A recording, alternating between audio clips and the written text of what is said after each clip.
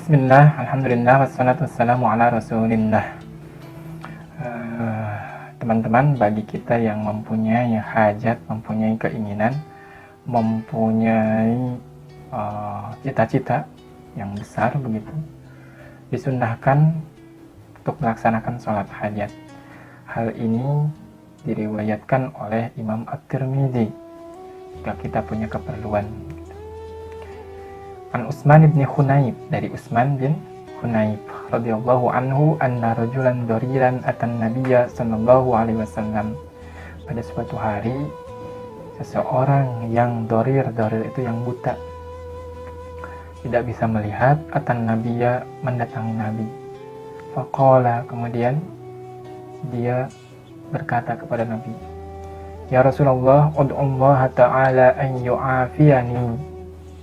Ya Rasulullah, tolong berdoalah kepada Allah agar Allah menyembuhkan penyakitku, menyembuhkan kebutaanku. Qala in syi'ta da'autu. Kata Rasulullah, jika kau mau, aku akan doa. Dan jika kau mau, wa in syi'ta sabarta. Tapi jika kau mau, kamu bersabar. Bahwa khairun lak, itu lebih baik buatmu. Jadi Rasulullah ngasih dua pilihan. Yang pertama, oke, aku doain, tapi lebih baik kamu bersabar dengan apa yang dikasih oleh Allah Subhanahu wa Ta'ala dari cobaan ini. Qala, kata si orang tersebut, padu'uh, doain aja lah ya Rasulullah. Jadi dia milih pilihan yang pertama gitu. Padahal sabar lebih baik buat dia, kata Rasulullah. Tapi yang namanya manusia, kan manusia itu ada level-levelnya ya. Ada yang levelnya tinggi, tentu akan memilih yang terbaik menurut Rasulullah. Tapi ada orang, kalau orang awam seperti kita, tidak apa-apa untuk memilih yang kedua. Jadi ini bukan antara salah dan benar, ini antara fadil dan afdal, utama atau lebih utama gitu ya. Pad'uh, katanya, ya Rasulullah, tolong doain aja deh. Ay'ud'ullaha fa'amarahu an yatawaddo'a. Kemudian Rasulullah Shallallahu alaihi wasallam tidak mendoakannya langsung, tidak langsung ya Allah tolong sembuhkan dia, tidak, tapi menyuruh orang tersebut untuk berwudu.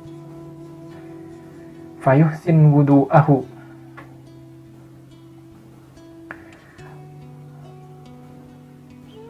kemudian orang tersebut disuruh untuk berwudunya dengan sebaik-baiknya wudu.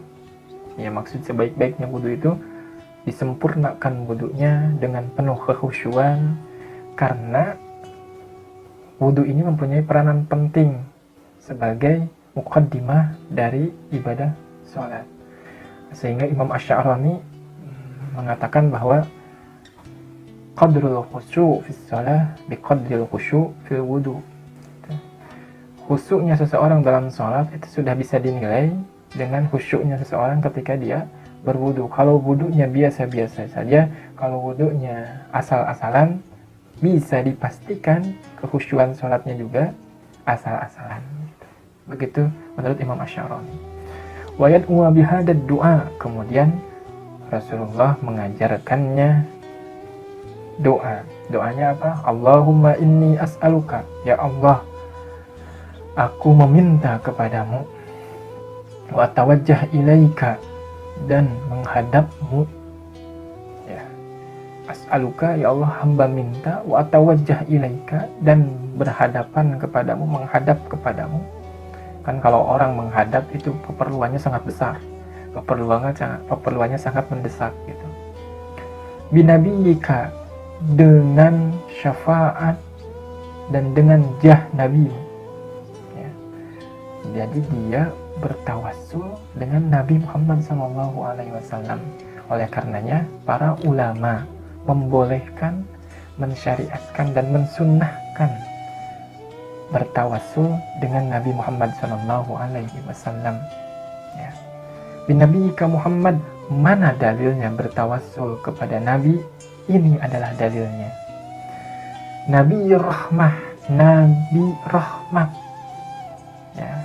Wa ma arsalnaka illa rahmatan lil alamin. Maka hadis ini menjelaskan ayat yang tadi, wa ma arsalnaka illa rahmatan lil alamin. Ya Allah, saya minta kepadamu, bermunajat kepadamu dengan syafaat dan wasilah nabimu yang engkau utus sebagai rahmat, Nabi Muhammad. Ya Muhammad, inni tawajjahtu bika ila Rabbi. Hai Muhammad, Nabi rahmah. Inni tawajjahtu bika. Saya bermunajat ila Rabbi, kepada Allah, bika, dengan wasilahmu, dengan syafaatmu, dengan rahmatmu, begitu ya, dengan kasih sayangmu, ila Rabbi, ya,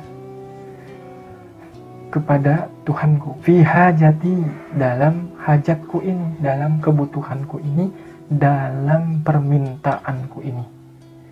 Lituqda li fi hajati hadihi, ya, disebutkan hajatnya, lituqda li, supaya hajatku ini dikabulkan oleh Allah Subhanahu wa ta'ala. Allahumma fashaffi'hu fiyya. Ya Allah, tolong syafaati hambamu ini dengan Nabi Muhammad sallallahu alaihi wasallam. Jadi Nabi Muhammad itu memberikan syafaatnya baik di dunia maupun di akhirat. Di akhirat hadisnya sudah jelas, syafaatul uzma. Dan untuk di dunia ini adalah hadis landasannya, dan ini juga hadis yang menunjukkan bahwa kita bisa bertawassul dengan Nabi Muhammad SAW. Dalam riwayat An-Nasa'i dijelaskan fatawaddo'a tsumma shalla raka'ataini ay tsumma da'a. Jadi setelah berwudu kemudian sholat 2 rakaat, yakni sholat hajat, kemudian membaca doa yang tadi. Jadi riwayat An-Nasa'i lebih detail lagi. Kemudian ada riwayat yang lain dari Imam At-Tirmidzi. Mungkin ketika kita sholat hajat ditanya doanya apa, justru yang populer bukan doa yang tadi, tapi doa yang diriwayatkan di hadis yang lain oleh Imam At-Tirmidzi, yang diriwayatkan dari Ibnu Abi Aufa radhiyallahu anhu qala kharaja alaina Rasulullah sallallahu alaihi wasallam yauman faqa'ada wa qala, suatu hari Nabi keluar bersama kami, kemudian duduk, wa qala man kanat lahu hajatun ila Allah taala, kata Rasulullah, siapa di antara kalian yang punya kebutuhan, yang punya keinginan, yang punya permintaan, yang punya doa kepada Allah Subhanahu wa taala, au ila ahadin bani Adam, atau punya kepentingan terhadap manusia yang lain.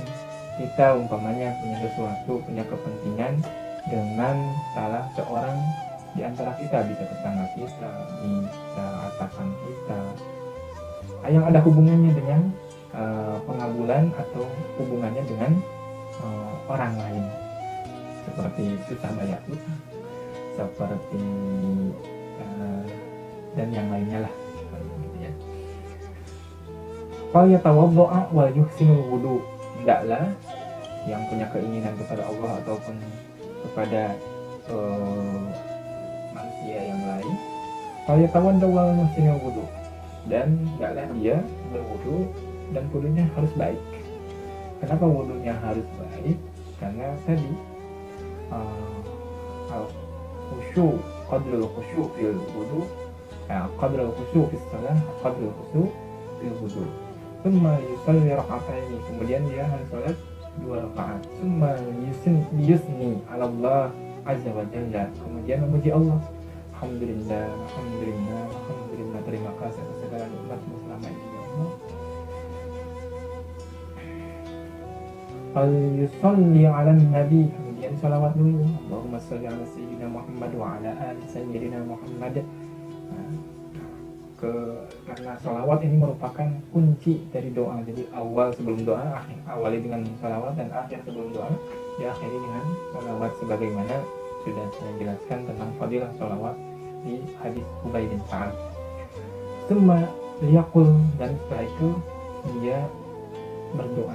Doanya seperti ini: La ilaha illallahul halimul karim, subhanallahi rabbil arsyil azim, alhamdulillahi rabbil alamin, as'aluka mujibati rahmatika wa azaima maghfiratika wal ghanimata min kulli birrin was salamata min kulli ismin, la tada'ni dhanban illa ghafartah wa la hamman illa farajtah wa la hajatan hiya laka ridan illa qadaitaha ya arhamar rahimin. Gitu.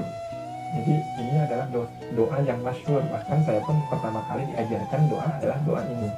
Tapi dalam kitab Khosais al-Ummah al-Muhammadiyah karya Syekh Alwi al-Maliki, doa yang pertama adalah doa dengan tawassul kepada Nabi Muhammad. Jadi mana doa yang kita pakai? Dua-duanya bagusnya dipakai. Doa yang pertama, Allahumma inni as'aluka wa atawajjahu ilaika bi nabiyyika. Kemudian doa yang kedua, la ilaha illallahul halimul karim. Mudah-mudahan kita bisa rajin untuk sholat hajat. Biasanya saya tidak meninggalkan sholat hajat ini. Kalau lagi khusyuk 2 kali, pagi, sore. Setelah sholat duha sekali, sama setelah sholat isya sebelum sholat witir sekali. Minimal 1 kali kita sholat hajat ini. Kenapa? Karena sholat hajat ini Masya Allah sekali.